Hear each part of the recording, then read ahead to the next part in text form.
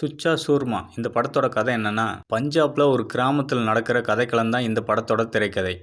அந்த கிராமத்தில் நண்பர்கள், அண்ணன் தம்பிகள் என சந்தோஷமாக வாழ்ந்து வராங்க.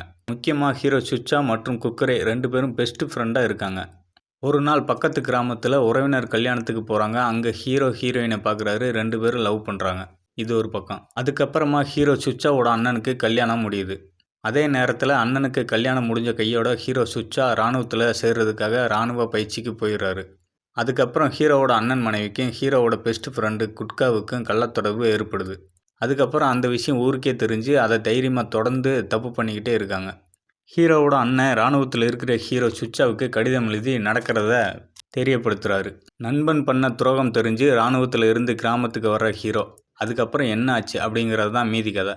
படத்தோட மியூசிக் நல்லா இருக்குது. பாடல்களும் கேட்கும்படியாக இருக்குது. படத்தோட ஸ்க்ரீன் பிளே ஸ்லோவாக தான் இருக்குது. ஆனால் படத்தோட திரைக்கதை அதை மறக்க வைக்குது. தமிழ் படங்களை தாண்டி இந்த மாதிரி படம் பார்க்குறவங்களுக்கு இந்த படம் ஒரு என்டர்டெயின்மெண்ட்டாக இருக்கும்.